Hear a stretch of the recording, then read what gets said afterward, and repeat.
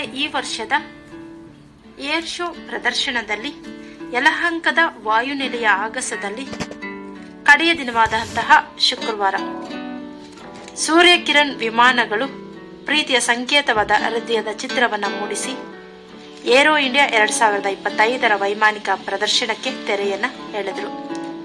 5 ದಿನಗಳ ಕಾಲ ನಡೆದಂತಹ ಈ ವೈಮಾನಿಕ ಪ್ರದರ್ಶನದಲ್ಲಿ ದೇಶ ವಿದೇಶಗಳ ವಿಮಾನ ತಂಡಗಳು ನಡೆಸಿಕೊಟ್ಟಂತಹ ಸಾಹಸ ಪ್ರದರ್ಶನ ವೈಮಾನಿಕ ಪ್ರದರ್ಶನಕ್ಕೆ ಮತ್ತಷ್ಟು ವಿಶೇಷವಾದಂತಹ ಮೆರುಗನ್ನ ತಂದುಕೊಟ್ಟಿತ್ತು. ಯಲಹಂಕದ ಬಾನಿನಲ್ಲಿ ಲೋಹದ ಹಕ್ಕಿಗಳ ಕಲರವ ನೋಡಲು ಈ ಮೂಲಕ ಈ ವರ್ಷದ ಬಹುದೊಡ್ಡ ವೈಮಾನಿಕ ಜಾತ್ರೆ ಏರೋ ಇಂಡಿಯಾ ಪ್ರದರ್ಶನ ಮುಕ್ತಾಯಗೊಂಡಿತ್ತು. ಯಲಹಂಕದ ಬಾನಿನಲ್ಲಿ ಲೋಹದ ಹಕ್ಕಿಗಳ ಕಲರವವನ್ನು ನೋಡಲು ಸಾಕಷ್ಟು ಜನಗಳು ಕೂಡ ಬಂದಿದ್ರು. ವೈಮಾನಿಕ ಪ್ರದರ್ಶನದ 15ನೇ ಆವೃತ್ತಿಗೆ ರಕ್ಷಣಾ ಸಚಿವ ರಾಜನಾಥ್ ಸಿಂಗ್ ಚಾಲನೆಯನ್ನ ಕೂಡ ನೀಡಿದ್ರು. ಮೊದಲನೆಯ 3 ದಿನ ವಿವಿಧ ದೇಶಗಳ ರಕ್ಷಣಾ ಸಚಿವರು ಮತ್ತು ಅಧಿಕಾರಿಗಳ ಸಭೆ, ಉದ್ಯಮಿಗಳ ಜೊತೆ ಮಾತುಕತೆ, ವಿಚಾರ ಸಂಕಿರಣ ಹಾಗೂ ರಕ್ಷಣಾ ಕ್ಷೇತ್ರಕ್ಕೆ ಹೂಡಿಕೆ ಆಕರ್ಷಿಸುವುದಕ್ಕೆ ಪೂರಕವಾದಂತಹ ಸಭೆಗಳನ್ನು ನಡೆಸಲಾಯಿತು. ವಿಮಾನಯಾನ ಹಾಗೂ ರಕ್ಷಣಾ ಕ್ಷೇತ್ರದ ದಿಗ್ಗಜರಾದಂತಹ ಅಮೆರಿಕ, ರಷ್ಯಾ, ಫ್ರಾನ್ಸ್, ಇಸ್ರೇಲ್ ಸೇರಿದಂತೆ ಸುಮಾರು 27 ದೇಶಗಳು ಕೂಡ ಪಾಲ್ಗೊಂಡಿದ್ವು.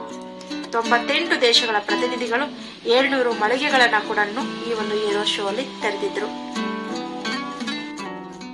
ಈ ಒಂದು ಏರೋ ಶೋನ ನೋಡೋದಕ್ಕೆ ಸುಡು ಬಿಸಿಲಿನಲ್ಲೂ ಕೂಡ ನಿರೀಕ್ಷೆಗೂ ಮೀರಿದಂತಹ ಜನರು ಕೂಡ ಸೇರಿದ್ರು. ವೀಕ್ಷಣಾ ಆವರಣ ಸಂಪೂರ್ಣವಾಗಿ ಭರ್ತಿಯಾಗಿತ್ತು.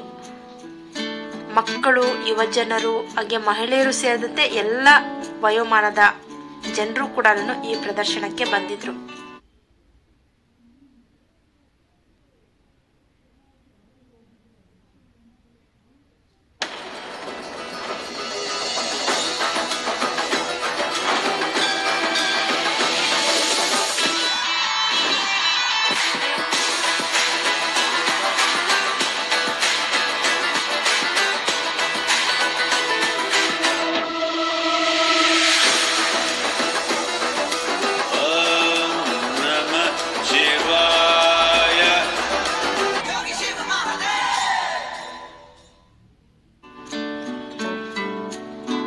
ಇನ್ನು ವಸ್ತು ಪ್ರದರ್ಶನದ ಒಂದು ವೀಕ್ಷಣೆಯನ್ನ ನಾವೀಗ ನೋಡ್ತಾ ಇದ್ವಿ ವಿಡಿಯೋದಲ್ಲಿ.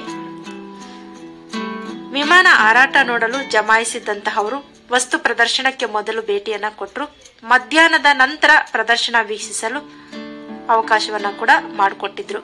ಇದರಲ್ಲಿ Sukhoi 30, MK1, Tejas, F-16, Su-57 ಭಾರತೀಯ ವಾಯುಪಡೆಯ ಸೂರ್ಯಕಿರಣ್ ವಿಮಾನಗಳು ನಡೆಸಿದಂತಹ ಕಸರತ್ತು ಅಲ್ಲಿ ಸೇರಿದಂತಹ ನೋಡುಗರನ್ನ ನಿಬ್ಬೆರಗು ಆಗುವಂತೆ ಕೂಡ ಮಾಡಿದ್ವು. ಇನ್ನು ಇಲ್ಲಿ ಜನರ ಪ್ರಮುಖ ಆಕರ್ಷಣೆಯ ಕೇಂದ್ರ ಬಿಂದು ಅಂದ್ರೆ ಸೂರ್ಯಕಿರಣ್ ತಂಡದ 9 ವಿಮಾನಗಳು ಹಾರಿ ಬಂದು ಬಾನಿನ ಅಂಗಳದಲ್ಲಿ ಬಿಡಿಸಿದ ಚಿತ್ತಾರಗಳು ನೆರೆದಿದ್ದವರ ಮನಸ್ಸನ್ನ ಸೂರ್ಯಗೊಳಿಸಿದ್ವು.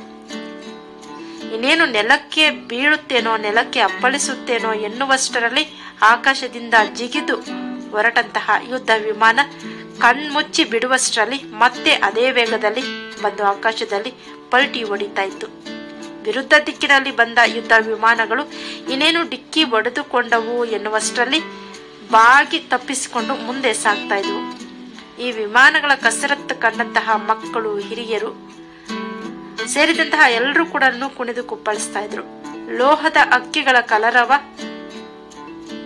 ಮೆಲುಕು ಹಾಕ್ತಾ ಮನೆಗಳ ಕಡೆ ಕೂಡ ಹೊರಡ್ತಾ ಇದ್ರು. ಇನ್ನು ಮತ್ತಷ್ಟು ವಿಚಾರಗಳು ಕೂಡ ಈ ಒಂದು ಏರೋ ಶೋನಲ್ಲಿ ಇತ್ತು. ಭವಿಷ್ಯದಲ್ಲಿ ನಗರ ಸರಕು ಸಾಗಾಣಿಕೆಗೆ ವಾಯು ಮಾರ್ಗವನ್ನ ಕೂಡ ಬಳಸಲಾಗುತ್ತದೆ ಎನ್ನುವಂತಹ ಮುನ್ಸೂಚನೆ ಕೂಡ ಇತ್ತು. ಅಲ್ಲಿ ಬೆಂಗಳೂರಿನ ಯಲಹಂಕ ವಾಯುನೆಲೆಯಲ್ಲಿ ಆಯೋಜನೆಗೊಂಡಿದ್ದಂತಹ ಏರೋ ಇಂಡಿಯಾ ಅತ್ಯಂತ ಅದ್ಭುತವಾಗಿಯೇ ನಡೆಯಿತು. ಮುಂದಿನ 5 ರಿಂದ 10 ವರ್ಷಗಳಲ್ಲಿ ನಗರ ಪ್ರದೇಶಗಳ ರಸ್ತೆಗಳಲ್ಲಿ ವಾಹನ ದಟ್ಟಣೆ ಹೆಚ್ಚಾಗುವುದರಿಂದ, ಟ್ರಾಫಿಕ್ ಜಾಮ್ ಆಗುವುದರಿಂದ ಸರಿಯಾದಂತಹ ಸಮಯದಲ್ಲಿ ಗ್ರಾಹಕರಿಗೆ ಸರಕುಗಳನ್ನು ತಲುಪಿಸೋದಕ್ಕೆ ಸಾಧ್ಯ ಇಲ್ಲ. ಆ ಕಾರಣಕ್ಕೆ ಡ್ರೋನ್ ಮೂಲಕ ಆಗಸ ಮಾರ್ಗದಲ್ಲಿ ಸರಕು ಸಾಗಣೆ ವ್ಯವಸ್ಥೆ ಸಾಮಾನ್ಯ ಆಗಲಿದೆ ಅಂತ ಹೇಳ್ಬಿಟ್ಟು ಬೆಂಗಳೂರಿನ ಸ್ಕ್ಯಾನ್ ಡ್ರೋನ್ ಕಂಪನಿಯ ಸಂಸ್ಥಾಪಕ ಹಾಗೇನೆ ಸಿಇಒ ಆದಂತಹ ಅರ್ಜುನ್ ನಾಯ್ಕ ತಿಳಿಸಿದ್ರು. ಏರೋ ಇಂಡಿಯಾದ 15ನೇ ಆವೃತ್ತಿಯಲ್ಲಿ ಸ್ಕ್ಯಾನ್ ಡ್ರೋನ್ ಕಂಪನಿ ಅಭಿವೃದ್ಧಿಪಡಿಸಿದಂತಹ 5 ಕೆಜಿಯಿಂದ 200 ಕೆಜಿ ಭಾರದ ವಸ್ತುಗಳನ್ನು ಹೊತ್ತೊಯ್ಯಬಲ್ಲಂತಹ ಕಾರ್ಗೋ ಮ್ಯಾಕ್ಸ್ ಡ್ರೋನ್ಗಳು ಪ್ರದರ್ಶನದಲ್ಲಿ ಇದ್ವು. ನಗರ ಪ್ರದೇಶಗಳು ವಾಹನಗಳಿಂದ ತುಂಬಿ ತುಳುಕ್ತಾ ಇದ್ದಾವೆ. ನಮ್ಗೆಲ್ಲ ಗೊತ್ತಿರುವ ಹಾಗೆ ಬೆಂಗಳೂರಿನ ಎಲ್ಲ ಕಡೆ ಕೂಡ ಟ್ರಾಫಿಕ್ ಜಾಮ್ ಆಗ್ತಾ ಇದೆ. ನಿಗದಿತವಾದಂತಹ ಅಂದ್ರೆ ಸರಿಯಾದಂತಹ ಸಮಯದಲ್ಲಿ ವಸ್ತುಗಳನ್ನ ಗ್ರಾಹಕರಿಗೆ ತಲುಪಿಸೋದಕ್ಕೆ ಸಾಧ್ಯ ಆಗ್ತಾ ಇಲ್ಲ. ರಸ್ತೆ ಮಾರ್ಗದಲ್ಲಿ ತಲುಪಿಸುವುದು ಅಸಾಧ್ಯ ಕೂಡ ಆಗಿದೆ. ಹೀಗಿರುವ ವಾಹನಗಳ ಮಾರಾಟ ಪ್ರಗತಿಯನ್ನ ಗಮನಿಸಿದರೆ ವಾಹನ ದಟ್ಟಣೆ ಇನ್ನಷ್ಟು ಹೆಚ್ಚುವುದು ಖಂಡಿತ.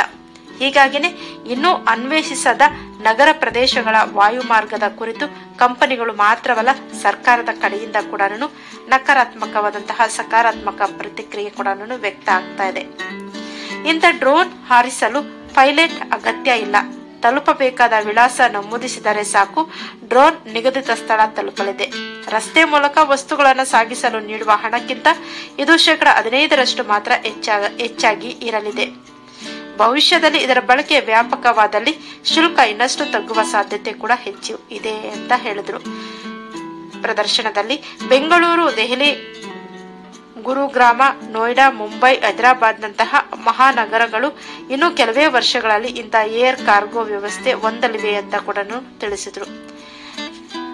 200 ಕೆಜಿ ತೂಕ ಹೊತ್ತ ಡ್ರೋನ್ 15 ಕಿಲೋಮೀಟರ್ ದೂರ ಕ್ರಮಿಸುವ ಸಾಮರ್ಥ್ಯವನ್ನ ಒಳಗೊಂಡಿದೆ. ಇಷ್ಟು ದೂರ ಸಾಗಲು ಇದು ತೆಗೆದುಕೊಳ್ಳುವ ಸಮಯ ಕೇವಲ 17 ನಿಮಿಷ ಮಾತ್ರ. ಇದರಲ್ಲಿ 150 ಕೆಜಿ ತೂಕದ ಬ್ಯಾಟರಿಗಳನ್ನು ಅಳವಡಿಸಲಾಗಿದೆ.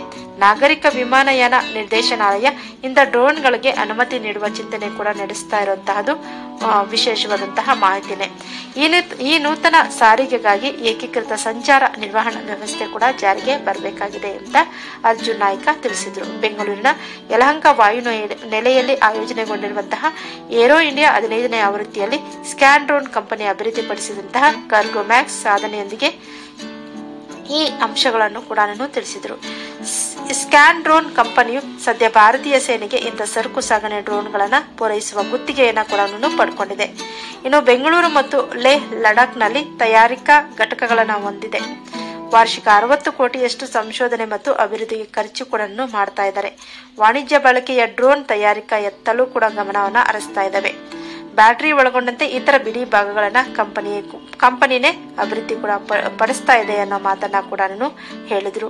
ಇನ್ನು ಮುಂದಿನ 5 ರಿಂದ 10 ವರ್ಷಗಳಲ್ಲಿ ನಗರ ಪ್ರದೇಶಗಳ ರಸ್ತೆಗಳಲ್ಲಿ ವಾಹನ ದಟ್ಟಣೆ ಹೆಚ್ಚಾಗುವುದರಿಂದ ಈ ಡ್ರೋನ್ ಮೂಲಕ ಆಗಸ ಮಾರ್ಗದಲ್ಲಿ ಸರಕು ಸಾಗಣೆ ವ್ಯವಸ್ಥೆ ಸಾಮಾನ್ಯವಾಗಿಯೇ ನಾವು ಕಾಣಬಹುದು ಅನ್ನೋ ಒಂದು ವಿಚಾರವನ್ನ ಬೆಂಗಳೂರಿನ ಸ್ಕ್ಯಾನ್ ಡ್ರೋನ್ ಕಂಪನಿಯ ಸಂಸ್ಥಾಪಕ ಹಾಗೆ ಸಿಇಒ ಆದಂತಹ ಅರ್ಜುನ್ ನಾಯ್ಕ ಈ ಸಂದರ್ಭದಲ್ಲಿ ತಿಳಿಸಿದರು. ಏರೋ ಶೋ ಇಂಡಿಯಾ ಪ್ರದರ್ಶನದಲ್ಲಿ ಈ ಎಲ್ಲ ಅಂಶಗಳು ಕೂಡ. ಏರೋ ಶೋ ನೋಡೋದಕ್ಕೆ ನಾನು ಮೊದಲ ಬಾರಿಗೆ ಹೋಗಿದ್ದೆ. ಯುದ್ಧ ವಿಮಾನಗಳ ಕಸರತ್ತುಗಳನ್ನ ಹತ್ತಿರದಿಂದ ನೋಡಿ ನನಗೂ ಕೂಡ ತುಂಬಾನೇ ಸಂತೋಷ ಆಯಿತು. ಹಾಗೇನೆ ವಸ್ತು ಪ್ರದರ್ಶನದ ಮಳಿಗೆಗಳಲ್ಲಿ ವಿಮಾನದ ಮಾದರಿ ಡ್ರೋನ್ಗಳು ಕೂಡ ಕಂಡೆ. ಈ ವಿಮಾನಗಳ ಪ್ರದರ್ಶನ ಕೂಡ ಅತ್ಯದ್ಭುತವಾಗಿತ್ತು. ಬಿಸಿಲಿನ ಧಗೆಯನ್ನು ಕೂಡ ಮರೆತು ಜನರು ಕೂಡ ಸೂರ್ಯಕಿರಣ್ ತಂಡದ ಪ್ರದರ್ಶನವನ್ನ ನೋಡ್ತಾ ಇದ್ರು. ತುಂಬಾನೇ ಸೊಗಸಾಗಿ ಈ ಒಂದು ಏರೋ ಶೋ ಮೂಡಿ ಬಂತು. ನಾವೆಲ್ಲ ಚಿಕ್ಕವರಿದ್ದಾಗ ಟಿವಿಗಳಲ್ಲಿ ನೋಡ್ತಾ ಇದ್ದಂತಹ ಯುದ್ಧ ವಿಮಾನಗಳನ್ನ ಮೊದಲ ಬಾರಿಗೆ ಹತ್ತಿರದಿಂದ ನೋಡಿದ ಅನುಭವ ಹೊಸ ಅನುಭವವನ್ನು ಕೂಡ ಉಂಟು ಮಾಡಿತು. ಸುಖೋಯ್ F-16 ಸೂರ್ಯಕಿರಣ್ ವಿಮಾನಗಳನ್ನ ಇಷ್ಟು ಹತ್ತಿರದಿಂದ ನೋಡಲು ಬೇರೆ ಎಲ್ಲೂ ಕೂಡ ಅವಕಾಶ ಸಿಗೋದಿಲ್ಲ. ಸೂರ್ಯಕಿರಣ್ ತಂಡದ ವಿಮಾನಗಳ ಕಸರತ್ತಿಗೆ ನಾವೆಲ್ಲರೂ ಕೂಡ ಮರಳಾಗಿ ಬಿಟ್ಟಿದ್ವು. ಏನು ವಿವಿಧ ಬಗೆಯ ಡ್ರೋನ್ಗಳು ಕೂಡ ಎಲ್ಲರ ಗಮನವನ್ನ ಕೂಡ ಸೆಳೀತಾ ಇದ್ವು. ಇದಾಗಿದೆ ಸ್ನೇಹಿತರೆ, ಇವತ್ತಿನ ದಿನ ನಾನು ಏರೋ ಶೋಗೆ ಭೇಟಿ ಕೊಟ್ಟಂತಹ ಸಂದರ್ಭದಲ್ಲಿ ಕಂಡಂತಹ